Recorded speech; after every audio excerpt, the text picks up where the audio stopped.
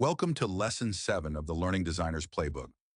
In this session, we're turning our attention to motivation, one of the most critical drivers of successful learning. You may already know that even the best designed lessons can fall flat if learners aren't motivated to engage. Motivation determines whether learners start, persist, and ultimately succeed in applying what they learn. Today, we'll explore a well-known framework in instructional design called the ARCS model. ARC stands for Attention, Relevance, Confidence, and Satisfaction. Each of these elements provides a practical lens for designing learning that not only informs but also inspires. We'll break down what each component means, share design strategies to support it, and show you examples of how the model works in practice. You'll also see how to measure learner motivation before, during, and after training. By the end of this lesson, you'll have actionable tools to create learning that keeps learners invested in their own growth. Motivated learners are more likely to retain knowledge and apply it effectively, making your design not just educational, but transformational. In this lesson, we'll focus on four core objectives. First, we'll define the ARCS model and why it has become such an essential framework in motivational design.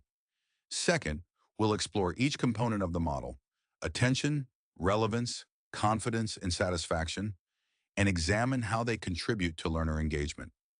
Third, we'll look at practical strategies you can use to bring these concepts to life in your courses. Fourth, we'll discuss how to measure motivation at different stages of the learning process. Along the way, you'll also gain insights into how ARCS fits within the broader context of instructional design. By the end of this session, you should feel confident using ARCS as a guide for making your training more engaging and learner-centered. Before we dive into motivation, let's briefly revisit what we covered in Lesson 6. We explored the science of attention and debunked the popular 5-minute rule. Instead of relying on myths, we examined how attention actually works, the role of cognitive load, and strategies to engage learners meaningfully. You learned how to identify signs of cognitive fatigue and how to structure lessons that respect natural attention cycles.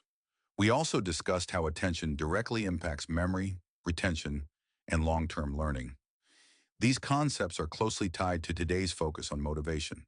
After all, learners who are both attentive and motivated are more likely to succeed. Attention sets the stage for engagement, but motivation sustains it. The ARCS model builds on the foundation we laid in the last lesson by providing a structured way to think about what drives learners forward. The ARCS model was developed by educational psychologist John Keller as a way to systematically design instruction that motivates learners. The idea is simple but powerful. If learners are going to invest their time and effort, they need more than just content. They need motivation. ARCS identifies four dimensions that work together to sustain motivation. The first is attention, which focuses on capturing and holding interest. The second is relevance, which ensures learners see the value of the training for their own goals and needs. The third is confidence, which helps learners believe they can succeed. The final component is satisfaction, which reinforces motivation by rewarding effort and achievement. Each dimension addresses a key aspect of the learner's experience, and together they form a comprehensive framework for engagement. In this lesson, we'll explore each of these in detail, with examples and strategies you can apply right away. The first component of ARCS is attention. Without attention, learning simply cannot begin. To capture and sustain attention, designers must create moments of curiosity, surprise, or relevance that pull learners in. This can be achieved by using storytelling, presenting real-world problems, or asking provocative questions. Multimedia elements like video, animation, and visuals can also spark interest when used strategically. Variety is important. Repeating the same activity or format quickly leads to boredom. Instead, shift methods periodically to maintain engagement. Another way to hold attention is through active participation. Asking learners to predict outcomes, share experiences, or collaborate in problem solving keeps them mentally involved. The key is balance. Attention techniques should enhance learning, not distract from it. When attention is managed well, learners are primed to engage with the deeper aspects of training, such as relevance and confidence. The second component of ARCS is relevance. Learners stay motivated when they see a direct connection between what they are learning and their personal or professional goals. Relevance answers the learner's unspoken question, why does this matter to me? Instructional designers can strengthen relevance by presenting real-world applications of the material, using case studies that mirror learners' contexts, or tailoring examples to their specific industries. Another way to build relevance is to let learners choose scenarios or pathways that align with their interests. For instance, in a compliance course, showing how policies affect actual workplace safety makes the lesson meaningful instead of abstract. Relevance also comes from linking content to prior knowledge. When learners recognize connections to what they already know or have experienced, motivation increases.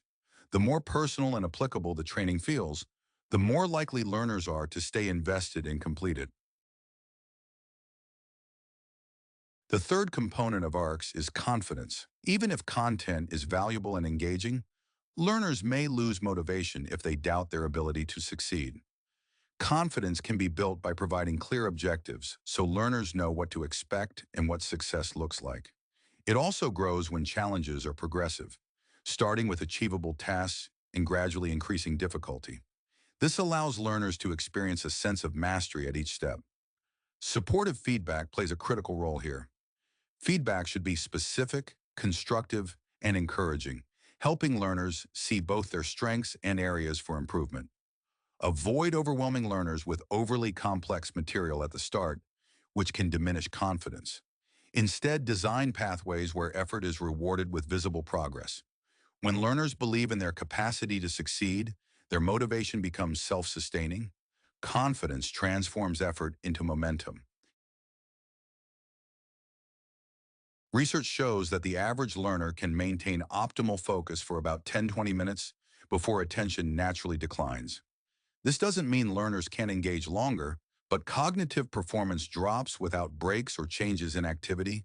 Short bursts of content, ideally 5-15 minutes, help maintain focus while minimizing fatigue. Introducing active learning, discussions, or interactive exercises resets attention and re-engages the brain. Spacing content in small chunks and alternating media types, such as video, text, and exercises, keeps learners alert. Microlearning, where lessons are broken into very small units, is particularly effective. Even small pauses or reflection moments give the brain a chance to consolidate information. Overloading learners with long lectures or dense text reduces retention and can lead to frustration. For digital learning, the risk of multitasking or distractions further shortens attention spans. Structuring content to match natural attention cycles enhances engagement and ensures learners process information deeply. In short, knowing typical attention durations allows you to design lessons that respect cognitive limits, maximize learning, and minimize fatigue. Now let's look at ARCs in action. Imagine a leadership development workshop. To capture attention, the facilitator might start with a powerful story about a leader who overcame challenges. To build relevance, they could connect that story to the participants' own workplace struggles, making it clear why leadership skills matter. For confidence, the program might include role-playing activities that start with simple scenarios and grow in complexity, paired with supportive feedback. Finally, satisfaction could be reinforced by acknowledging participants' progress and encouraging them to apply what they've practiced in real workplace settings. Another example is e-learning. Designers might use interactive quizzes for attention, case studies from the learner's industry for relevance, scaffolded exercises for confidence, and digital badges for satisfaction. The beauty of ARCS is its flexibility. It can be applied across settings, formats, and audiences. Designing for motivation is only part of the process. Measuring it is just as important. Before training begins, surveys or readiness assessments can help you gauge learner motivation levels. Questions like, how relevant is this training to your goals? Provide useful insights. During training, engagement can be tracked by monitoring participation rates, completion of activities, and interaction in discussions. Quizzes and knowledge checks can also reveal whether learners are staying engaged. After training, feedback forms and reflection exercises help determine whether learners found the course meaningful, confidence-building, and satisfying. Asking learners whether they feel motivated to apply what they learn provides valuable evidence of success. The data gathered at these stages can guide future design choices, ensuring ARCS principles are not just theoretical, but measurable. Tracking motivation allows designers to refine their approach and continually improve learner engagement. While the ARCS model is powerful, applying it is not without challenges. One common issue is addressing diverse learner needs.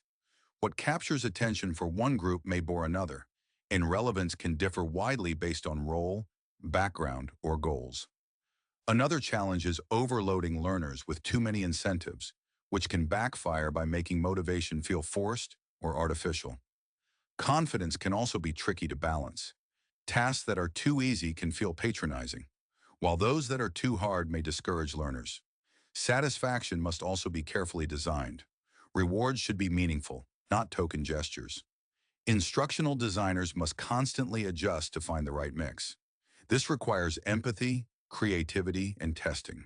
When challenges are anticipated and planned for, ARCS becomes not just a framework, but a flexible toolkit for motivating all learners. Motivation should not be an afterthought. It should be integrated into lesson design from the very beginning. Start by aligning ARCS with your learning objectives. For example, if your objective is for learners to apply a new process, you might capture attention with a story about what happens when the process is ignored.